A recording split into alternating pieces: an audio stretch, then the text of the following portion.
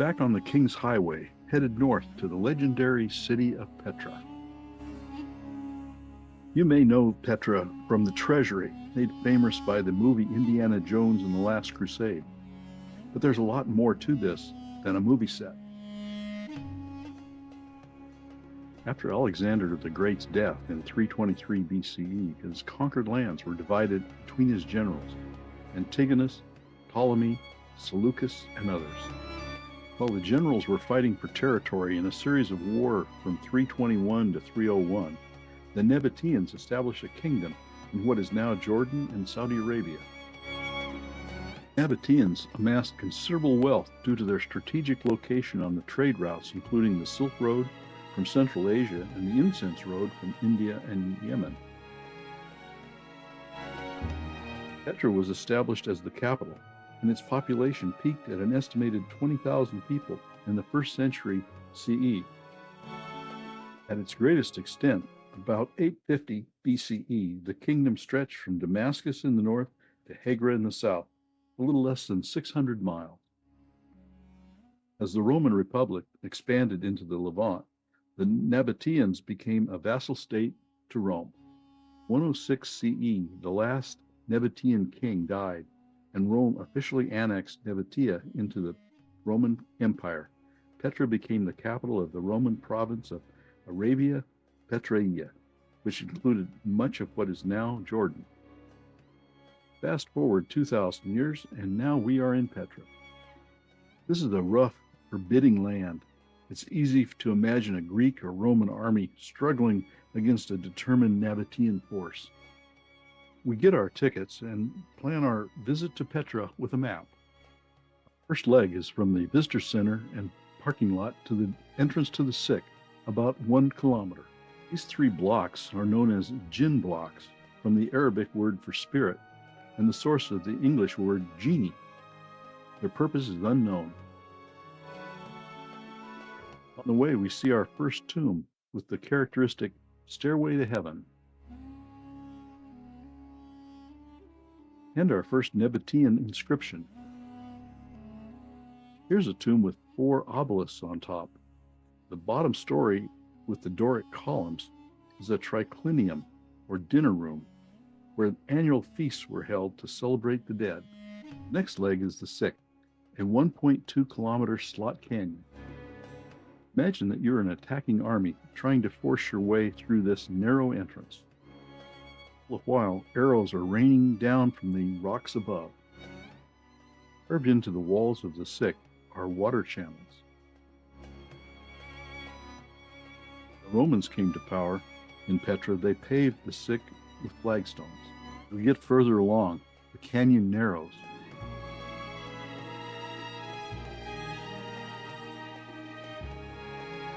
And our anticipation grows. Then finally there it is, brightly lit. This is Al Khazni. It's better known as the Treasury, one of the most elaborate rock-cut tombs in Petra. It's thought that it was built as a mausoleum for King Aretas IV in the 1st century CE. Sculpture are thought to be various mythological figures associated with the afterlife. After the Treasury, we enter the outer Sikh and the street of facades. The way is lined with more tombs, some with only the tops visible. The tombs line the outer Sikh like a row of mansions. This tomb is unique in that it has been carved out on 3 sides.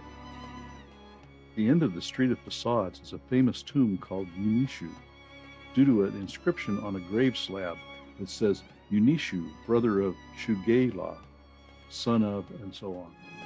We have arrived at the theater, hewn out of solid rock. It can accommodate 8,000 people. From the theater, we're entering the heart of the city, which once housed 20,000 people. Just as in ancient times, the major thoroughfare is lined with shops selling all kinds of things. Looking up, we see the royal tombs lining the cliff face. The urn tomb stands out with its large colonnaded courtyard. The complex was converted to a Byzantine church in 446. Corinthian tomb was modeled after the Treasury. Roman paving on the main street. These columns delineate the market, thought to be the center of the commercial area in the heart of the city. The Temenos Gate is 17 meters wide. It originally had arches over the 3 passageways, which could be closed with wooden doors. From the gate, we head to the start of the Monastery Trail. On the left is Qasr al-Bin, the palace of the pharaoh's daughter. The name comes from a local folk tale. The virtuous daughter of a wicked pharaoh asked 2 suitors to provide a water supply to her palace. They completed the task simultaneously by directing water to the palace from 2 different springs in the hills. She chose the suitor who credited God with his success. The hills are filled with more modest tombs. Now we start on the trail to the monastery. The trail is 1.6 kilometers long with an elevation gain of 200 meters. According to Jobber, there's exactly 952 uneven steps to negotiate.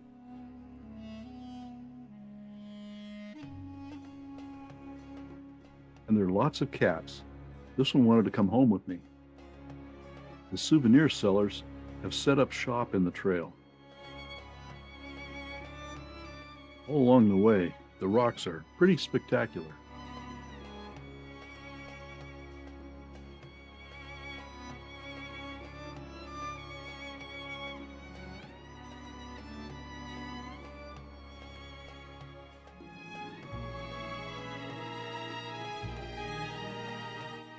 And the views are pretty spectacular too.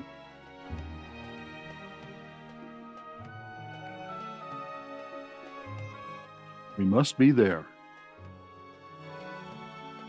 We made it. It was not easy, but we did it. Ad Dir is a tomb, but for the same reasons as the Treasury, it's known as the Monastery. Well, not as intricately carved as the Treasury, it is bigger. It's 154 feet high and 157 feet wide.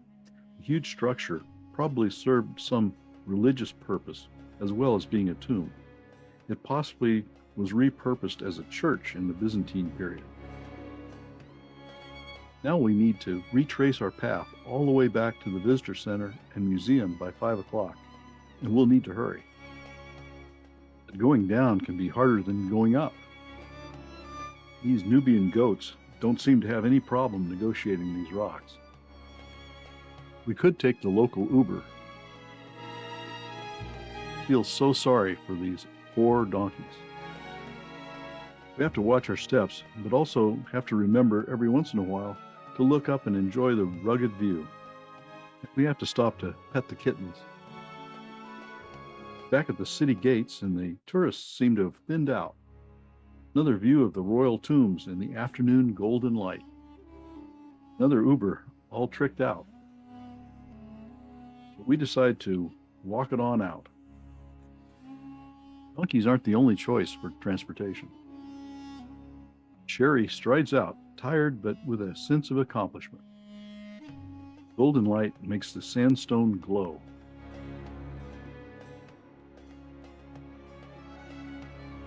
Back at the street of facades, and back into the sick.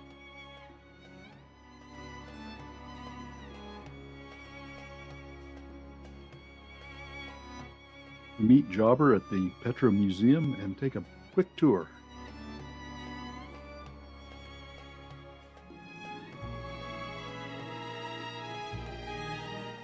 Then to Tabi and her hotel, the Hayat Zaman. Takes this architecture from an old Ottoman village that was on the site. We're happy to find such a welcoming place at the end of such a strenuous day. Drop our bags and order room service. Too tired to get cleaned up and go to the restaurant. In the morning, we get another chance to explore this unique hotel and have breakfast at the restaurant. Then we're back to the King's Highway and more history.